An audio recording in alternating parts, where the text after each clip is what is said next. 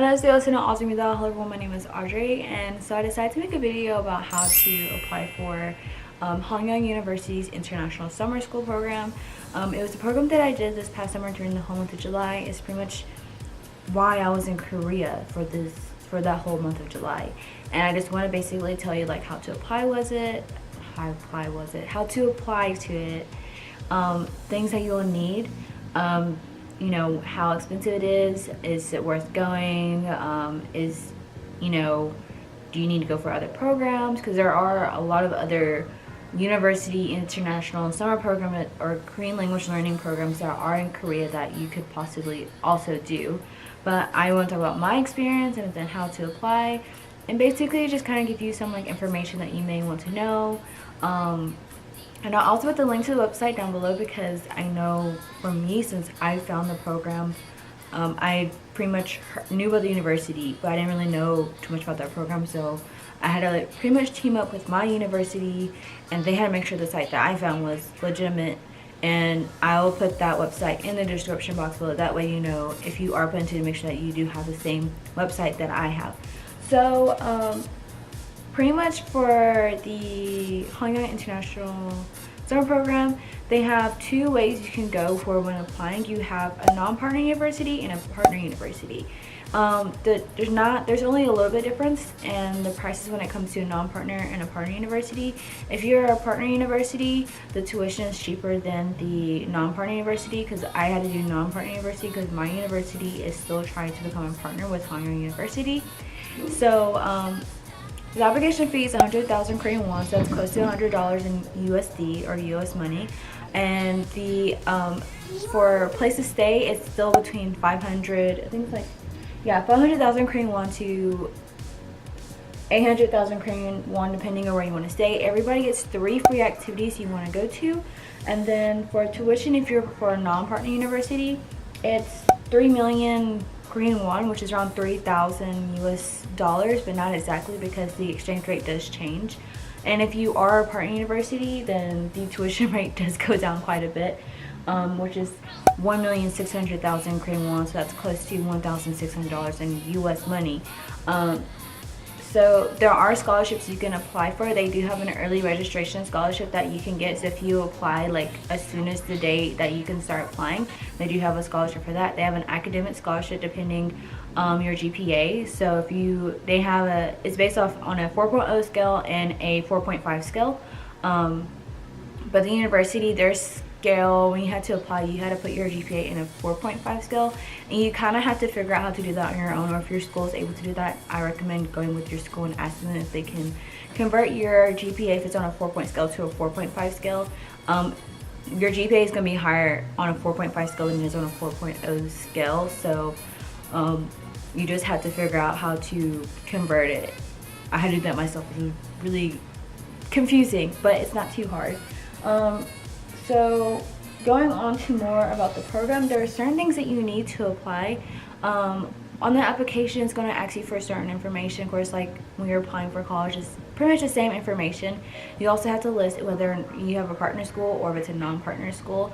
You also have to upload, they have an option to upload a picture of yourself. I did it so that way if whoever is looking at the applications, if they need to recognize me in some way or some form, while if I get into the program, they need to know who I am and what I look like. They know what I look like.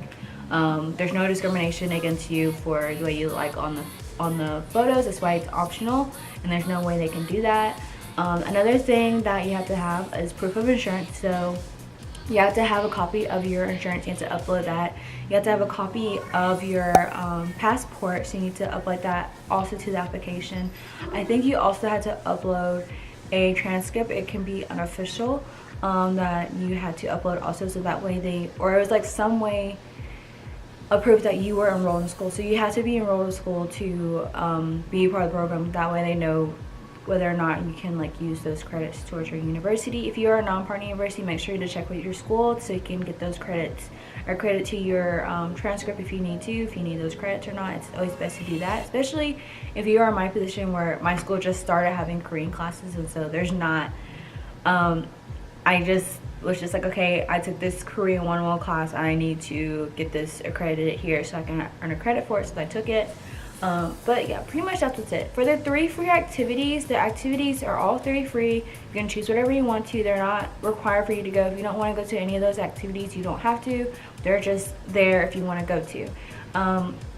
We went to, the options were SM Town Experience. So basically, they chose, it was either on a Friday or Saturdays when the activities happen, depending on which day. You'll just go, and pretty much at the SM Town Experience, they just have it where you go watch one of the musicals that they have there. You get to walk through the museum. You're not allowed to record anywhere. I started to record during the museum, and they told me I'm not allowed to record.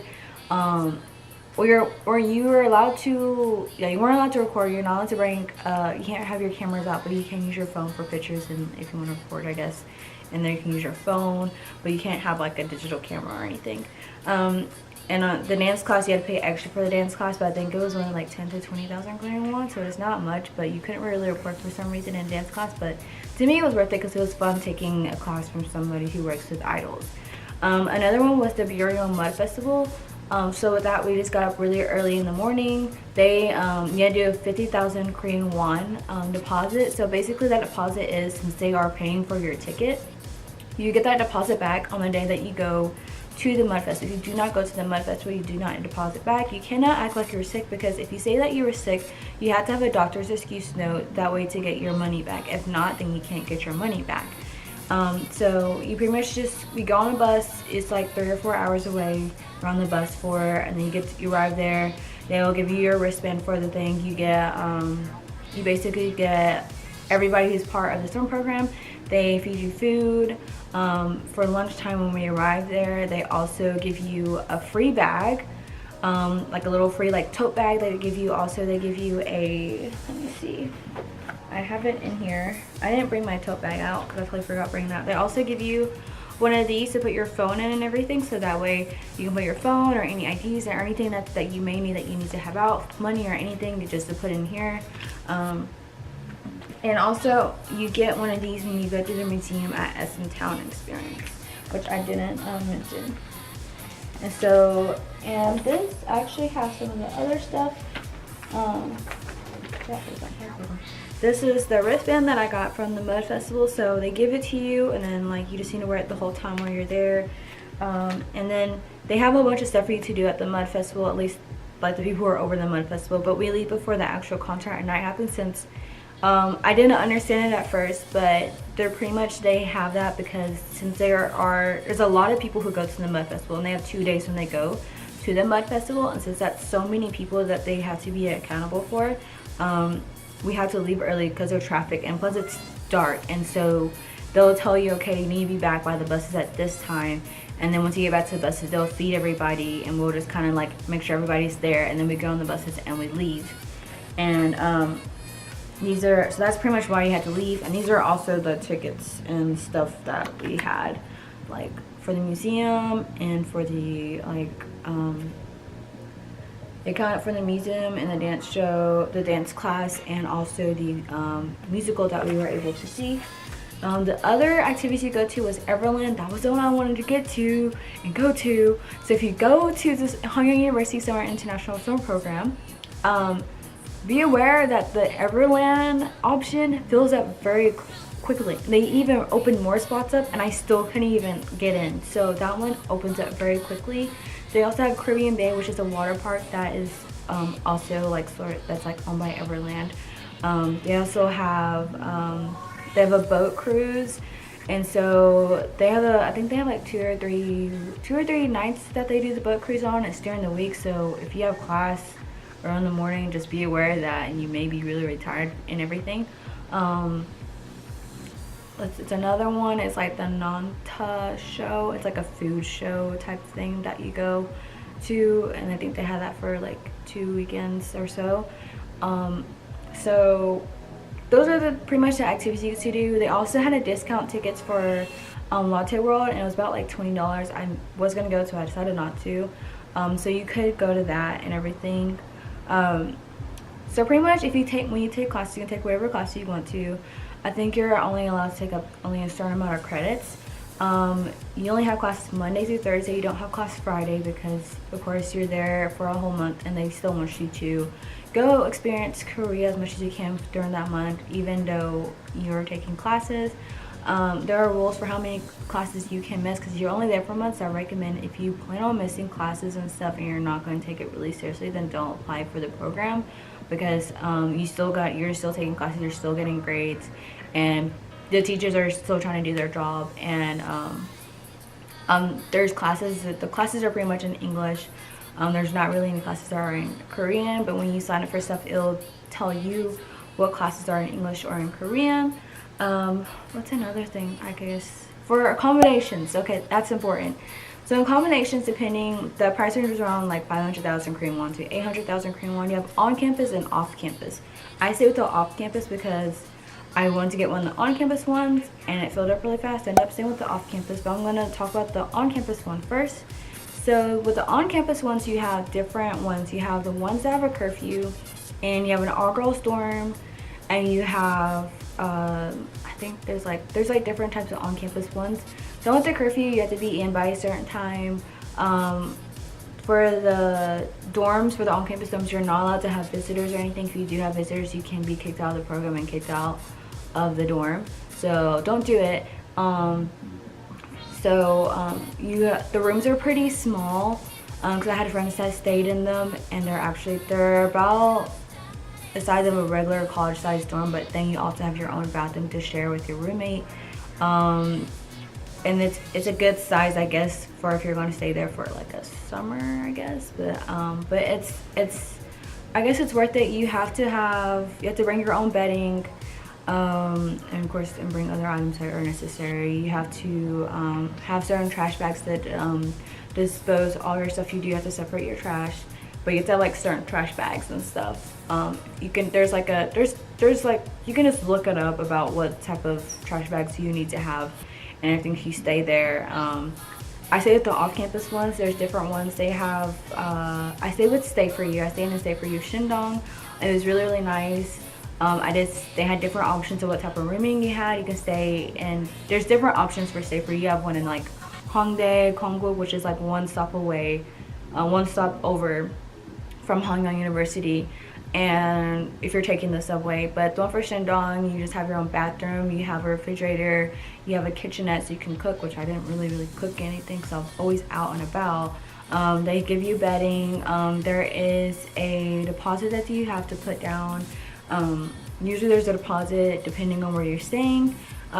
Also, if there's any damages are done to the place, you have to pay for, like, you have to pay a certain fee. I think it's like $100, I think, because they have to fix it depending on, you know, how big the damage or anything is.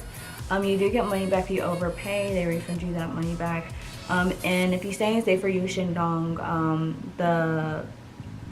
the people of Stay For You, they have an office in that building, so that way if you do have to do a refund, you don't have to wait to go to the school, or you don't have to travel from where you're staying to go to Shindong to get what you need to get and everything. So but money-wise, overall, for paying for like versus partner university and non-partner university, I'm so sorry if I'm all over the place. They have totals on the website, so based off like how much you'll pay without like the scholarship fee. So for non, you don't have to do accommodations that are shown on the Hanyang University website. You can, if you have other options that you know if that work well, then you can also do those. Money wise, for like spending for food and everything, if there's places nearby. So near Hanyang University, there's an area called Wangshimi.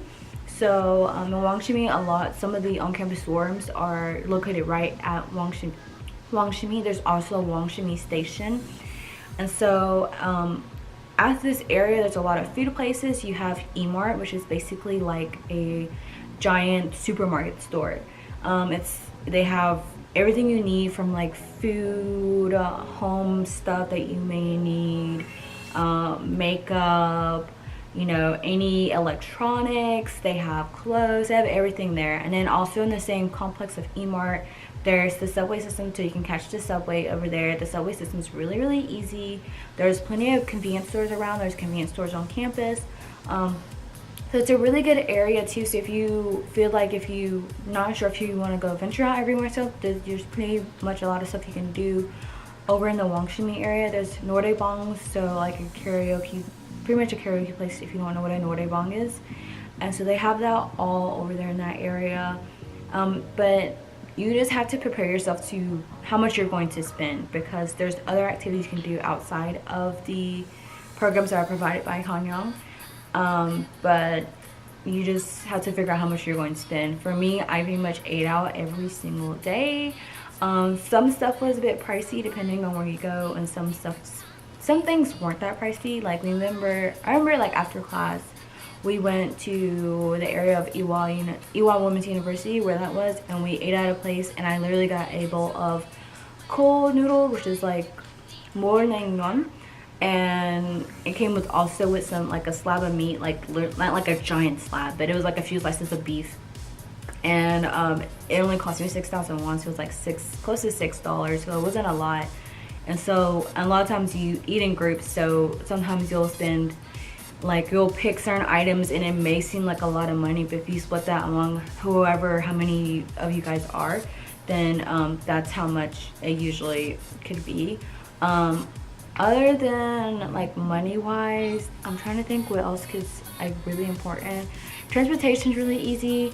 The subway system is pretty much really easy to sorry it's pretty much really easy to figure out. I'm trying to think of other things. For worry about like subway system and transportation, how much you may eat and stuff, they have estimates and stuff on how much that would be for the program. Also for orientation, you have orientation, it's like the day before you start class. At orientation you get a campus guide map, so pretty much it's just a map of the whole campus, which is quite big. By the way, lots of hills, so if you don't like hills, this might not be the campus for you, but there's mountains everywhere and hills everywhere, so I don't know how much that can really help you. You also get a tote bag that says piss on it. The design might be different, but you still get a tote bag. You also get a t-shirt, and you make sure like you get that t-shirt because sometimes if you go on certain trips, like we went to the mud festival, we had to wear that t-shirt at the mud festival so they know like who we are and stuff. And also if you do plan on going, what I recommend is just having like a notebook to write down everything you need to know about planning and everything. Also a good thing to also remember, wire transferring is a big thing, and a big thing when it comes to the summer program. I don't know how much you have to wire transfer everywhere else for other summer programs, but to pay for tuition, pay for accommodation, you have to do a wire transfer, and there are certain things that you need to know. There's like certain things that you have to need to know. And to understand how to do wire transfer and stuff, you need to really talk to your bank about it, what you need to do.